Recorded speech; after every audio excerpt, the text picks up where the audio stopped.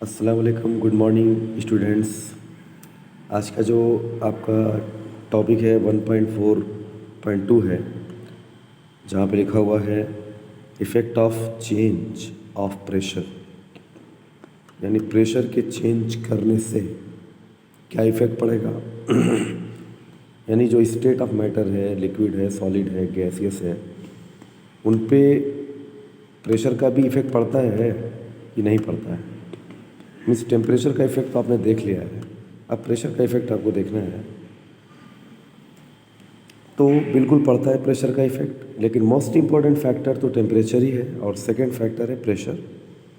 इसलिए state of matter is the function of both temperature and pressure, but always remember that temperature is the most important factor between the two, temperature and pressure. देखिए ज़रा यहाँ पे ध्यान से देखिए, यहाँ पे एक सिलेंडर लिया गया है। अब बीकर नहीं है, सिलेंडर है।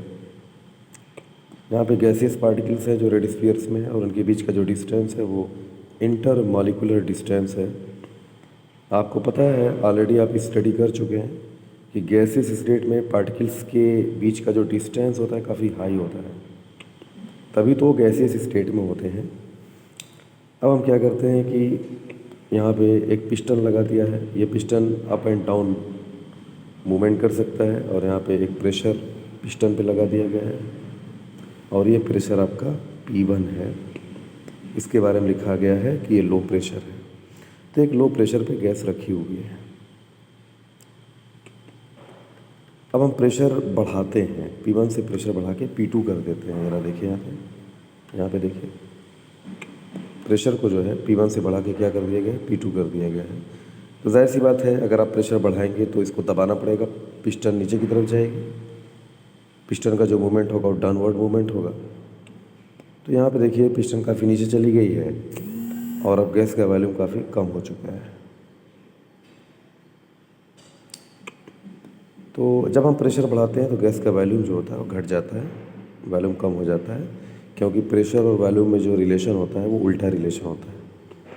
यानी प्रेशर और वॉल्यूम एक दूसरे के इन्वर्सली प्रोपोर्शनल होते हैं। अगर आप प्रेशर बढ़ा देंगे तो वॉल्यूम क्या होगा, घट जाएगा। जो एरो से दिखाई दे रहा है इसे बॉयल्स लॉ कहते हैं। अब आगे पढ़ेंगे, जब प्रेशर बढ़ाएंगे तो वॉल्यूम घट जाएगा, जगह कम हो जाएगी और तब डेंसिटी बढ़ जाती है। यानी प्रेशर बढ़ाने पे डेंसिटी बढ़ जाती है। अब देखिए आपने क्या किया है, मेन काम पे आते हैं। P1 से प्रेशर को बढ़ा के P2 कर दिया है। अब क्या हुआ कि जब वॉल्यूम घट गया तो पार्टिकल्स जो हैं गैस के काफ़ी करीब आ गए, क्लोज़र हो गए एक दूसरे के, और उनके बीच का जो डिस्टेंस था, इंटर मॉलिक्यूलर डिस्टेंस IMD, वो भी स्मॉलर हो गया है। तो ये एक फ़र्क पड़ता है कि अगर हम गैस को दबाएं, कंप्रेस करें, गैस को दबाना जो है ना कंप्रेशन कहलाता है। अगर हम कंप्रेस करें, कोई मशीन लगा दे, जैसे कंप्रेसर लगा दें, तो कंप्रेसर एक मशीन होती है जो गैस को जो है कंप्रेस करने का काम करती है। तो अगर हम गैस पे प्रेशर लगाते हैं, उसको कंप्रेस करते हैं, तो कई चेंजेस आते हैं। एक तो वॉल्यूम घट जाता है बड़े आराम से, क्योंकि ऑलरेडी इंटरमाइक्रो डिस्टेंस बहुत ज़्यादा होता है, तो उनके बीच डिस्टेंस कम करना कठिन काम नहीं है, डिफ़िकल्ट टास्क नहीं है, बहुत इजीली हो जाता है। तो इंटरमाइक्रो डिस्टेंस घट जाता है, डेंसिटी बढ़ जाती है। अब सवाल ये है, मेन जो क्वेश्चन है इस टॉपिक का, कि क्या प्रेशर बढ़ा के हम इतना बढ़ा दें, बढ़ाते बढ़ाते इतना बढ़ा दें कि पार्टिकल एक दूसरे के इतने करीब आ जाएं, इतने क्लोज़र हो जाएं कि गैसियस स्टेट लिक्विड स्टेट में चेंज हो जाए। क्या ऐसा पॉसिबल है कि हम प्रेशर बढ़ा के गैस को लिक्विड में, या इवन कि हम सॉलिड में भी चेंज कर सकते हैं? जैसे यहाँ पे देखिए चेंज का एक सिंबल दिया गया है, gas to liquid, liquid to solid.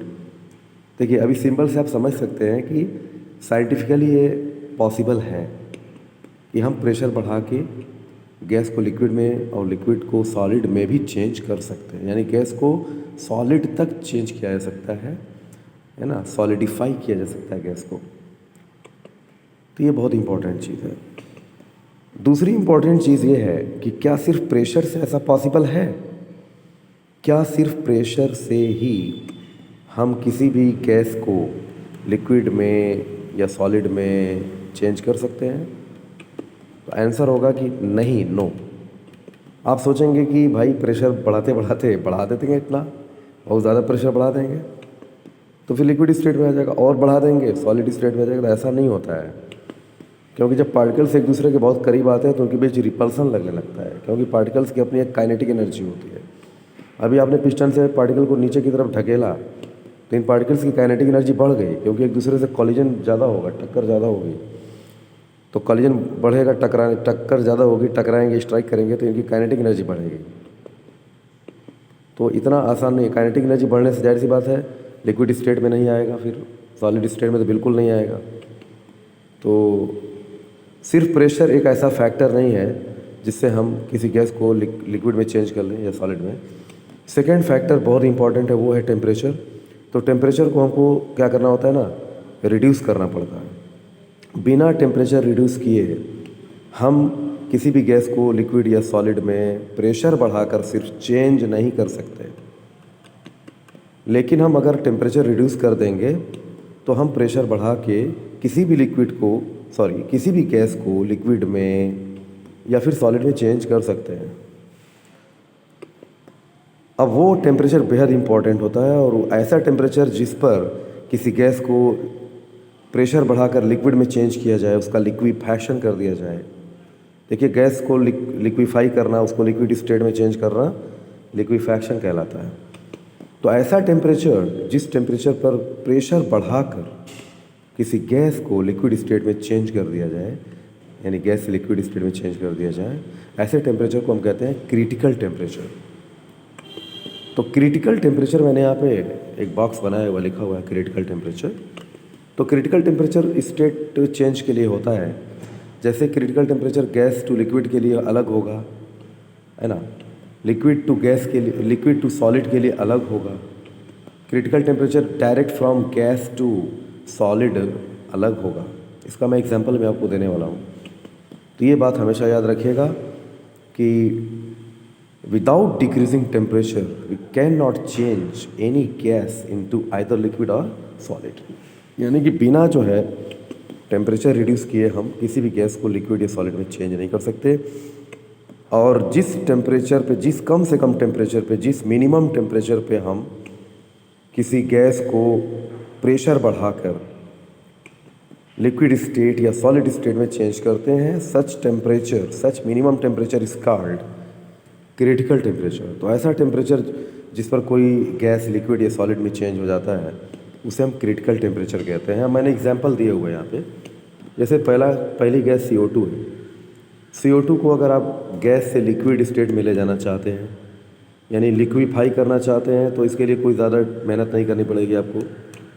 31.04 degree Celsius पे आप कार्बन डाइऑक्साइड को कर सकते हैं लिक्विफाई, यानी गैस से लिक्विड में चेंज कर सकते हैं। प्रेशर आपको 1 atm लेना पड़ेगा, ज़्यादा प्रेशर भी नहीं लगाना पड़ेगा।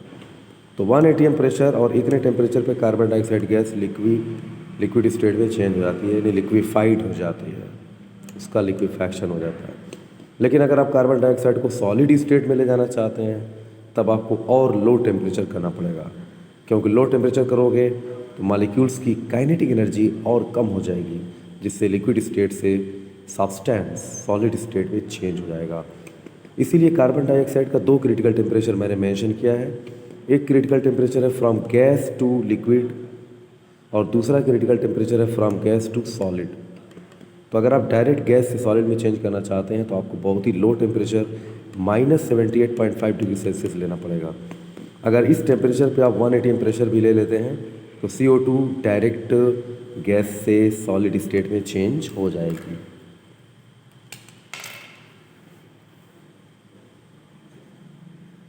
यहाँ पे सभी गैसें हैं।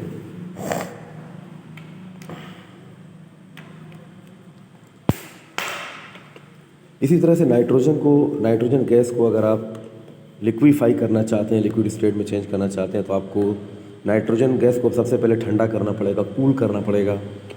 बिना कूल किए प्रेशर लगा के उसे आप लिक्विफाई नहीं कर सकते, लिक्विड में नहीं चेंज कर सकते।